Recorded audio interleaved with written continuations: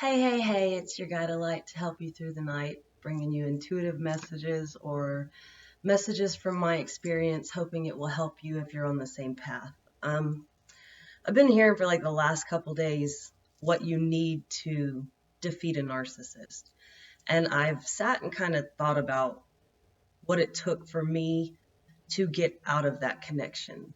And when I did, it doesn't mean life got easier. It just means that I started taking my power back and I had the ability to build my life up the way I felt comfortable with it being, rather than being dominated, cut down, put in my head, feeling less than, just negative things that someone else could do to me because I allowed it. So if you're in those relationships where you get around people and you feel like, oh my God, I want to be happy. When is enough enough? They're always taking from me and never giving to me. If you're in these situations, you're more than likely dealing with an energy vampire, a narcissist, self-serving individual that only cares about themselves. They don't consider your emotions. They don't consider the outcome really because they don't care. Most of them don't even have to create solutions for the problems in their life or the problems they create. So if you find yourself surrounded by people that are narcissistic, don't call them out on it unless you got like balls of steel, because these people are going to come after you. They're going to try to put dirt on your name. They're going to try to make you look crazy. They're going to start messing with you more. And you think you're miserable while you're in the situation, it's going to get way worse. And understand, when you walk away, their goal is to destroy your life. But they're already destroying your life while you're in their life. So help yourself. Get away from them so you can heal from that. Because it keeps creating trauma bonds when you're in a situation where you're giving and someone's taking. When you give them emotion and they give you nothing in return. They make you think about, what did I do? Why do I deserve this? They put you in a victim mentality. So when you're in a victim mentality, you can't manifest from a place of positivity. You cannot better your life when you're in toxic relationships. It's like oil and water. It's not going to happen.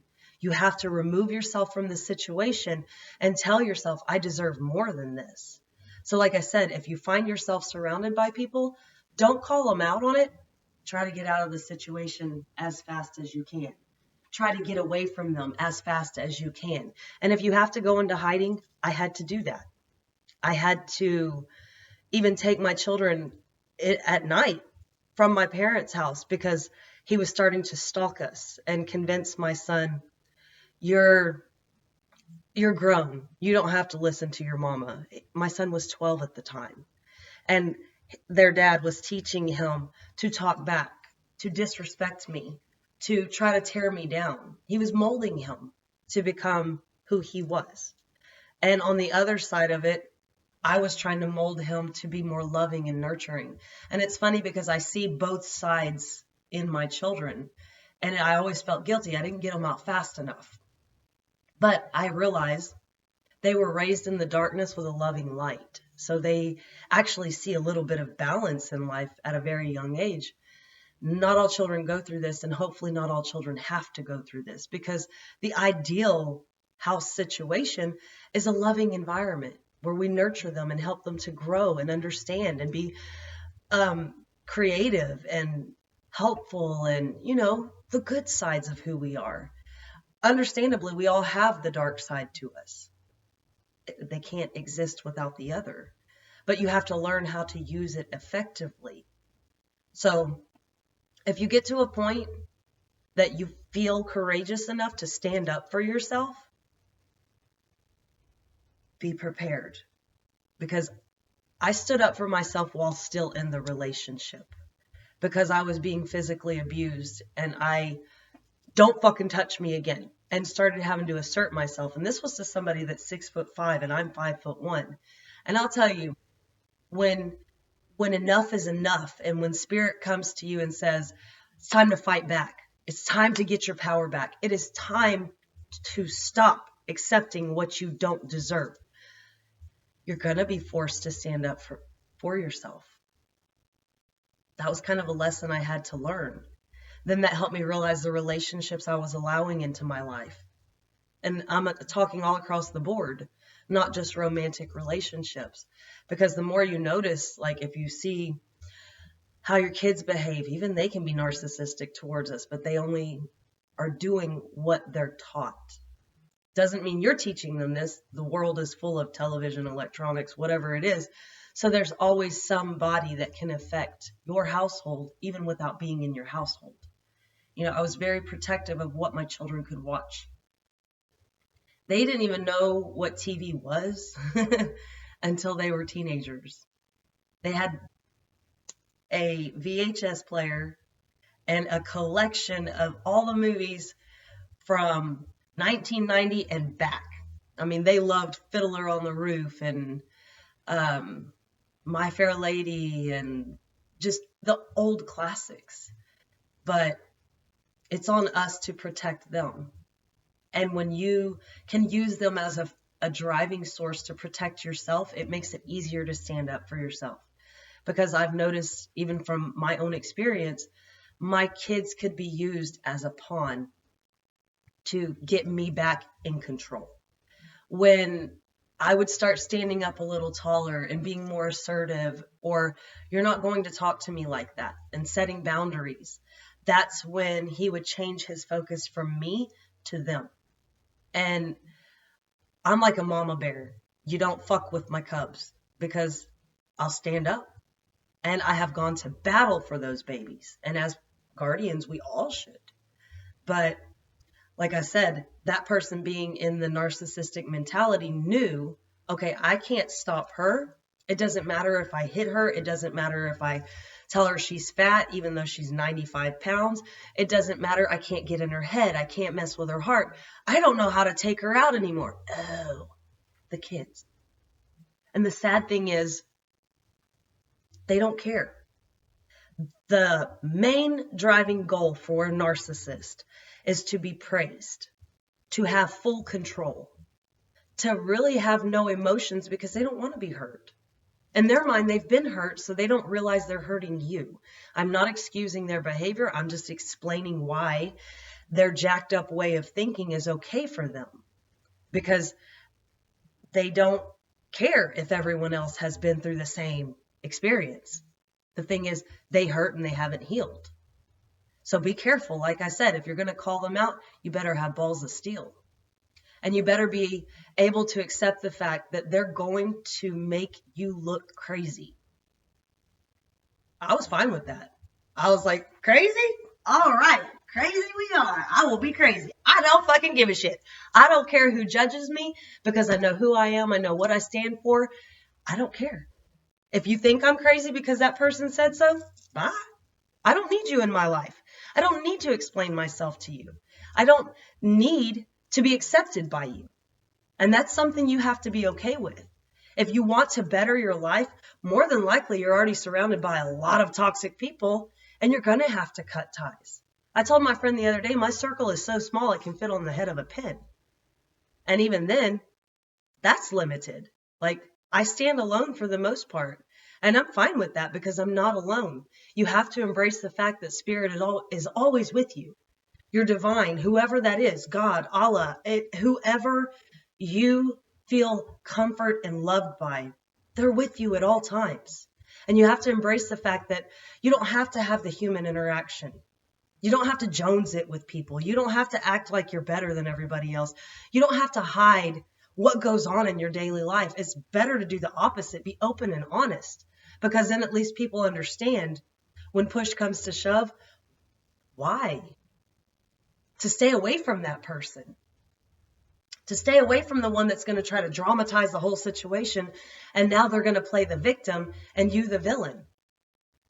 Take it however it needs to resonate with you, because you can go through life worrying about what people think about you, or you can decide today is the day I take the reins and I'm not taking any more toxic bullshit. because you deserve to be loved. You deserve to be respected. You deserve for abundance to flow into your life. You deserve everything your heart desires. But like I said, you're never going to get it with a toxic person. And yes, it is lonely at first, but there's so many groups you can reach out to. When I finally left, I went on Facebook and I found domestic violence support groups, narcissistic recovery support groups. I found things that were free. And then I started searching for guidance because I tried counseling and I didn't make it anywhere. So I found that I could benefit myself by using that time to focus on my children and making sure they were okay, finding ways to heal myself, and then finding ways to cope with what had happened until I could actually accept the facts that that was life and I have to forgive it and move on. The biggest step you can take to help yourself is to forgive that person. Because like I've told my children and a lot of other people who have dealt with people that have hurt them, traumatized them, you can't hate somebody that was too weak to fight their own demons. It has nothing to do with you. They were so consumed by the negative things that have happened in their life that they can't allow themselves the blessing of being able to heal, love themselves, and move forward. And you're going to have to build yourself back up. By the time I left, I think I was 91 pounds. I was bleeding nonstop. I was always doing this little number because I was about to pass out.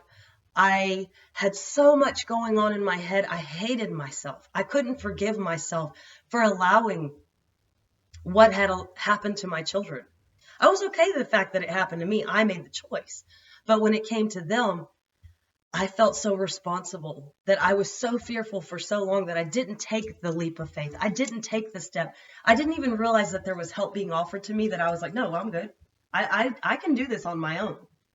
And then finally I had to soften my heart. I had to accept the fact that it had nothing to do with me. It had everything to do with the other person that could not cope. So this person did fight in 2 wars. This person did come from an abusive household, but it's on them to decide not to change the pattern.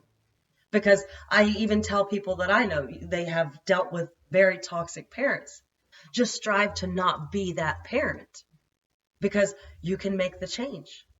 You can allow forgiveness in your life for your whole lineage, all your ancestors, by simply cutting the pattern and saying, I'm not going to do this.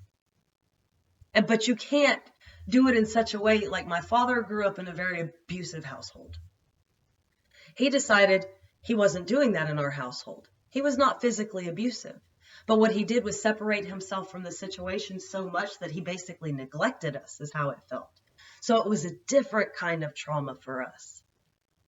Luckily, it was not the physical, the screaming, the fighting, the things that put fear into our hearts, the inability to speak up for ourselves. So when it comes down to it, you have choices to make.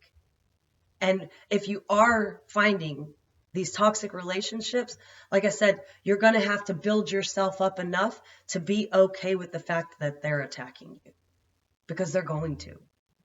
They are going to want to destroy you because 1, you took their mask off. 2, you called them out. 3, you told the truth. Most of them cannot tell the truth. They cannot accept the truth. Because if they could accept the truth, they would acknowledge that their behavior is unacceptable and they would work to fix that.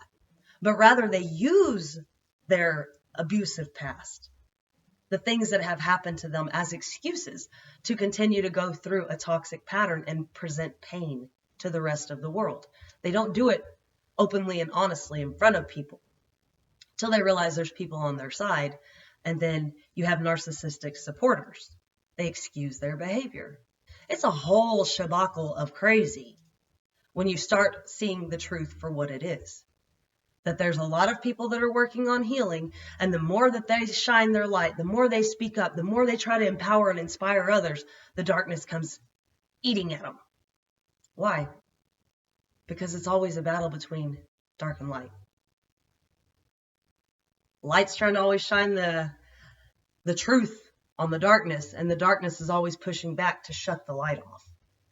So it will always be this push and pull in the world in which we reside. So ask yourself, are you functioning from your shadow side, the darkness, or are you trying to inspire and help others to grow and accept what has happened by shining a light on them? And you do that by shining a light of love, sharing your stories, telling the truth, no longer defending why a narcissist does what they do. Because the pure and simple fact, like I said, they want control. They want to dominate everything around them. They don't want to feel their pain. They'd rather push it off on you. They don't want to raise their vibration. They'd rather suck you dry for as long as they can. Don't stick around until you're so drained that death is knocking on your door. So hopefully I put some helpful hints in there for you to at least help you recognize who is who in your life. And then also warnings that come with be careful how you handle what you know.